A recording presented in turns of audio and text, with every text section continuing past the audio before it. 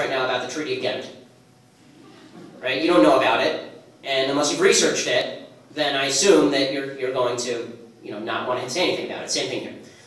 Don't make the mistake of falling into the trap of having to know everything about everything. Ego will kill you in these kinds of debates.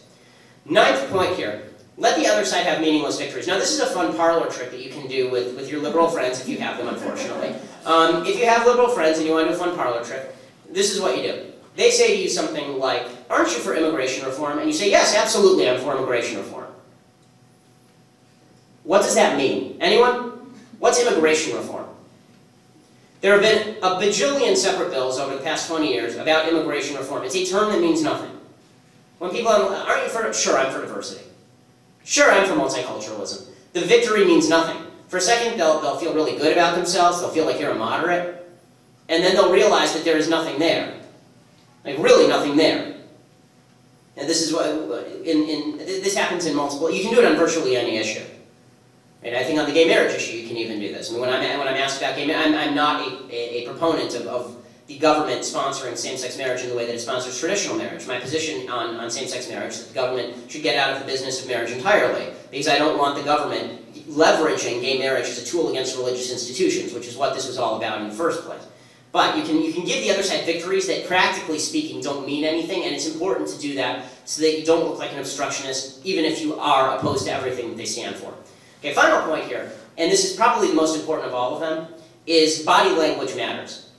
And I don't know how many of you remember back to 2008 when John McCain was debating Barack Obama, and the imagistics were just awful for Republicans. Here you have this tall, relatively good-looking black dude, and you have this short, hunched-over, angry-looking, balding white guy who's 90,000 years old.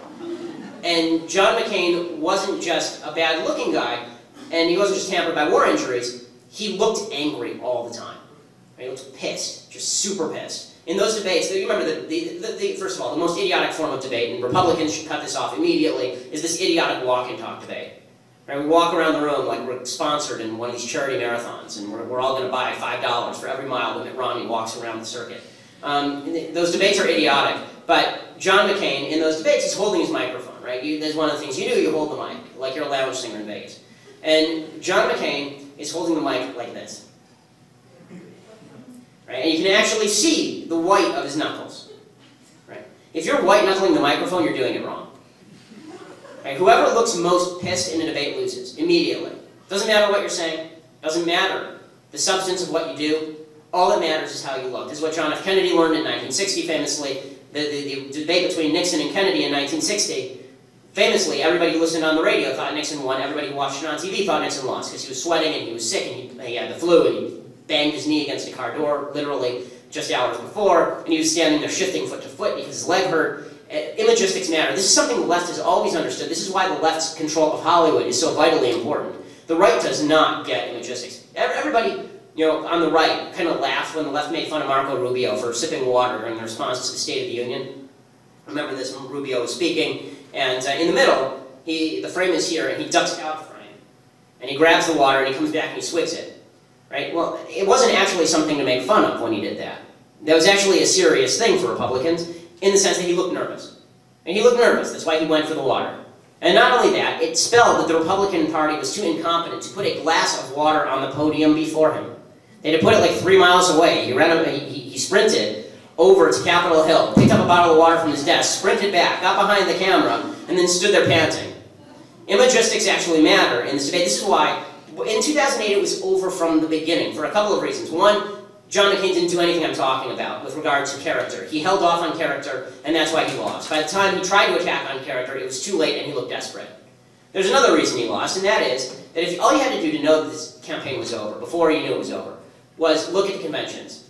You had Barack Obama descending from the clouds on a Greek Pantheon stage with the columns in the background, with Zeus hovering over him, and a stadium full of 60,000 ravenously cheering fans. It was like a Miley Cyrus concert. And he walks out, and it looks like it's been staged by Stanley Kubrick. And then you have John McCain standing in front of a podium, hunched over, in front of a lime green screen. Not a green screen that they're projecting anything on. A lime green screen. It was like a pornography filmed in the San Fernando Valley. by out-of-work Israelis. Okay, it was terrible. Imagistics actually matter. So it's important, it's very important, that you, when you get into debates with folks, that you use open body language. It's something that I've had to work on. You know, this is why Bill Clinton famously had 3 forms of handshake. Body language actually matters. He had 3 forms of handshake. Well, he had 4 if you count Lewinsky, but he had 3 forms of handshake. He had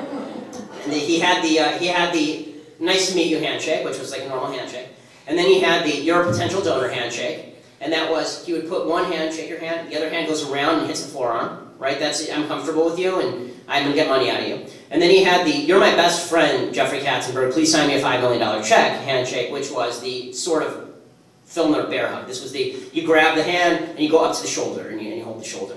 Body language absolutely matters in all of these things. This is why Barack Obama was extensively trained in all of this. Barack Obama has a lot of Hollywood friends. He knows exactly what he's doing. This is why when he does speeches, he was the first presidential candidate ever to do his victory speech in his first primary with teleprompter.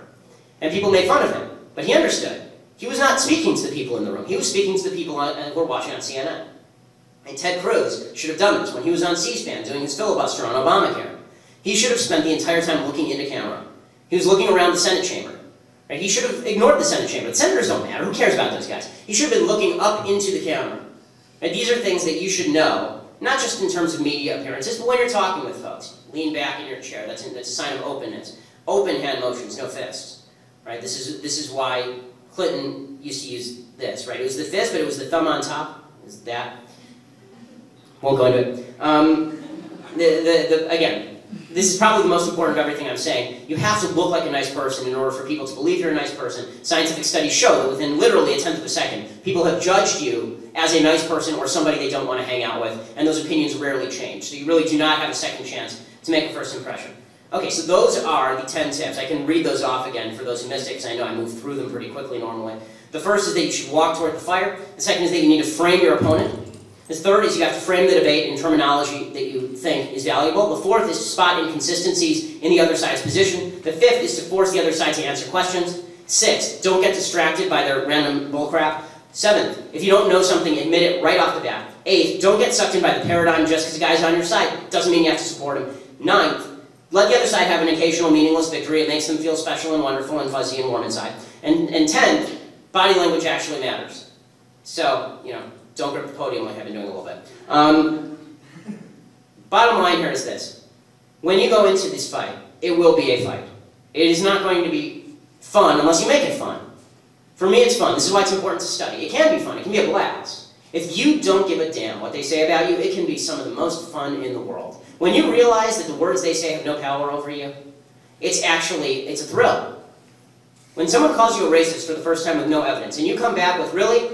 Is it me that's been keeping black kids in poverty in the inner city for 50 years to enrich union folks up in Sacramento, or is it you? It's actually very empowering. It is. It's an empowering thing. So recognize they don't have power over you. Calling names, calling you a sexist, bigoted, homophobe, they don't have that power over you. You give them that power.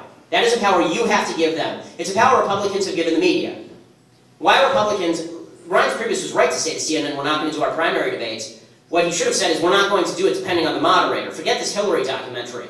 We're not going to debate if the moderator is somebody like Candy Crowley. We'll just take our business elsewhere. Why Republicans grant legitimacy to the people who want to knife them in the back is beyond me. If one Republican got up and said to George Stephanopoulos, said to the Keebler elf, before starting one of these interviews, look, George, I'm really glad that you had me come out here. It's an honor to be out here and to talk with your audience. But before we begin, I just want to point something out. You portray yourself as an objective journalist. You are a member of the Clinton War Room. There's a movie. It's called War Room. You're in it, in the Clinton War Room.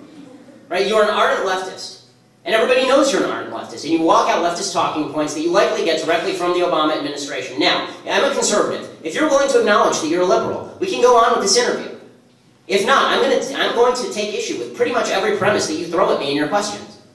This is the one thing Newt Gingrich did right. I mean, the guy has more skeletons in his closet than the entire Pirates of the Caribbean cast, but the one thing that he actually did right in the primary debates is he went after members of the media who were wildly biased. It's something that Republicans and conservatives need to be doing on a regular basis. It is always about attack. You are always on the offensive. There is no defense here. Prevent defense does not win. Mitt Romney learned that the hard way.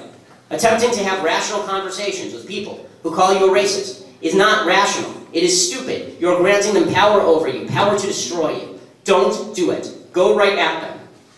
These folks are bullies, and there's only one way to deal with a bully. President Obama said this. There's only one way to deal with a bully. You have to punch back twice as hard. Thanks so much.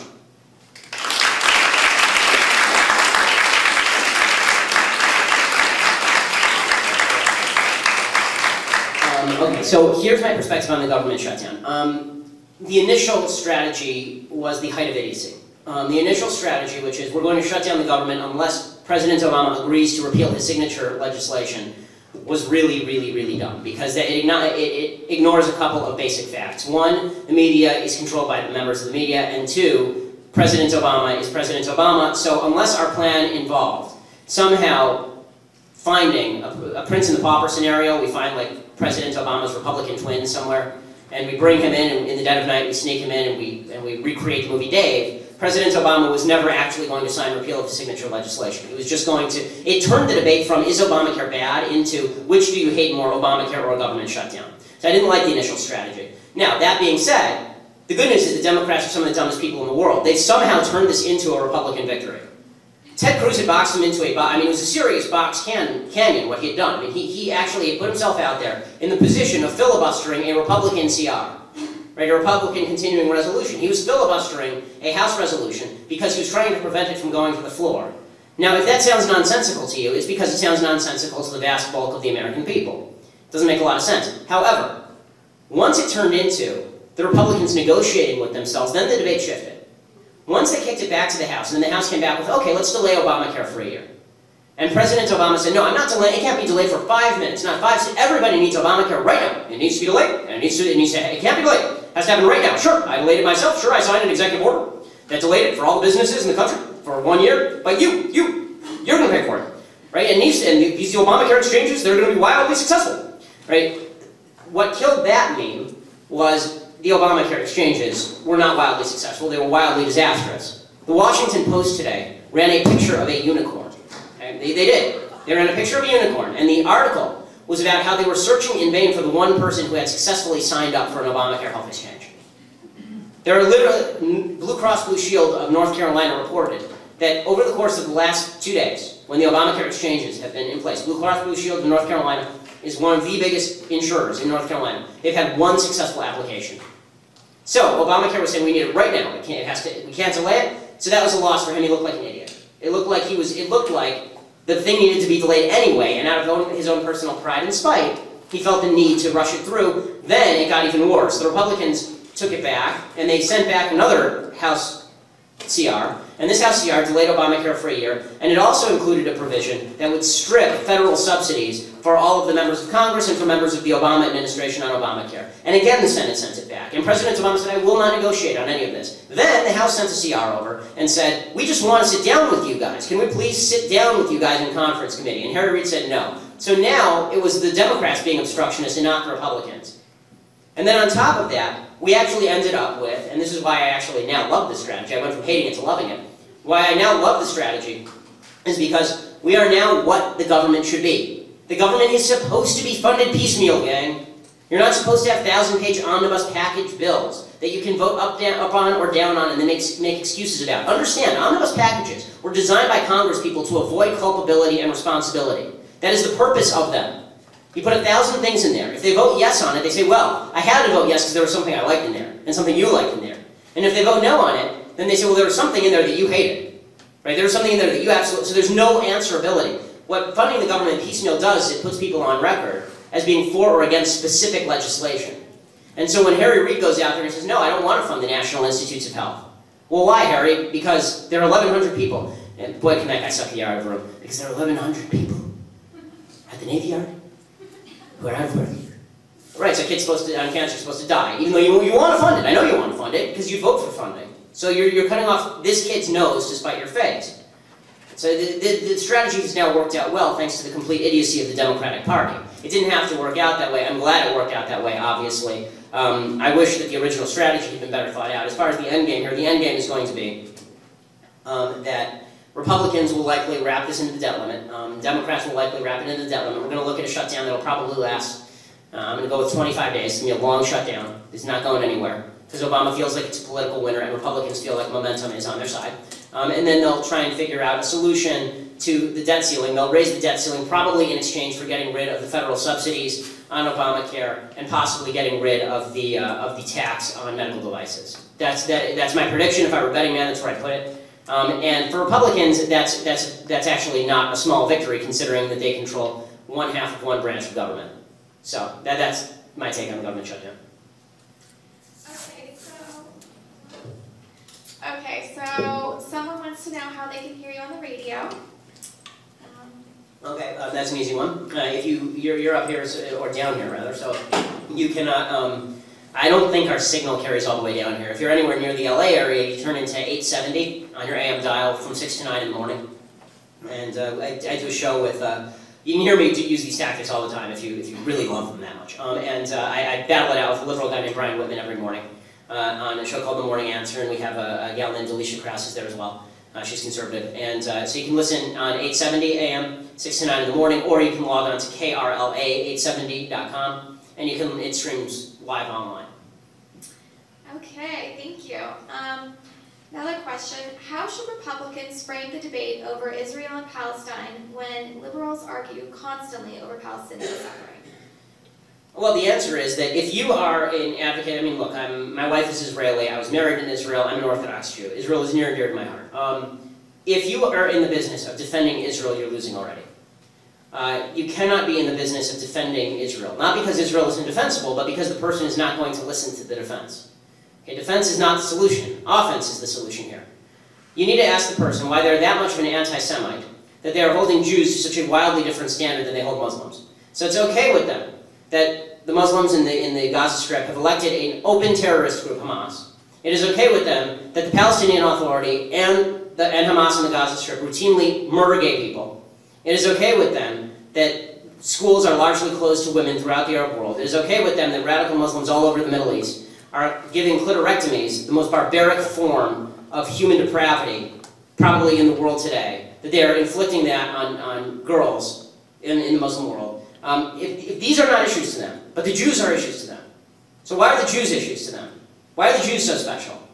What makes the Jews so worthy of condemnation? If they're calling for divestment from Israel, but they're not calling for divestment from the Palestinian Authority, and the United States gives hundreds of millions of dollars to the Palestinian Authority, or to Egypt, or to the rebels in Syria, who are largely associated with Al-Qaeda, or to Jordan, which, by the way, has kept literally tens of thousands of Palestinians in prison camps, okay? They are keeping Palestinians in refugee camps in Jordan right now, and Jordan is a 70% Palestinian country.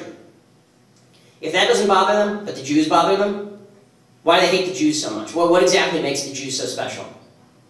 Now, none of this is to argue that everything Israel does is perfect. Nothing any country does is perfect. But you are arguing over whether Stephen Hawking is better at math than a 3-year-old.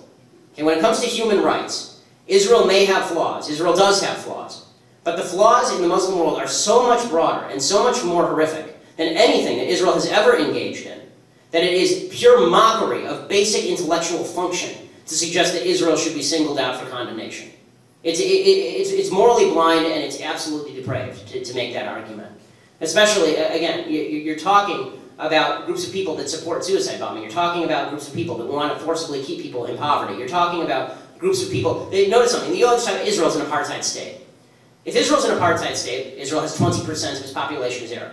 Israel's an apartheid state. How many Jews are there in the Palestinian territories? Anyone? Anyone? That's right. The same number of Jews that there were in Auschwitz when the Germans finished. Okay, there are 0. So don't give me this bull about how Israel is a massive human rights violator. Ask yourself one question. If Israel really were the regional hegemon that everyone suggested it is, if Israel really controlled that entire region, would that region be better off or worse off than it is today? If the Palestinians controlled the land of Israel, would the land be better off or worse off today? Because that's the conflict. And if you're on the wrong side of that conflict, then you're siding with evil. Okay, we only have time for a couple more questions. But here's a nice story. I used to be a liberal, and thanks to my husband's patience, I have seen the light. But it took a lot of effort on my part. Let me go with this isn't a college student. Researching what strategy researching. What strategy do you think we as a group can use to change the minds of more people?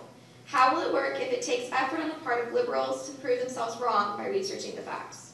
Well, I mean, the research is necessary. You do have to know the issues better than the other side does. There's no question about it. It's important. You need to know what you're talking about. I meant, sorry, that was mine. Oh, I meant, okay. because the liberals, when you argue them, are going to have to research it themselves. Yeah. Really convince themselves.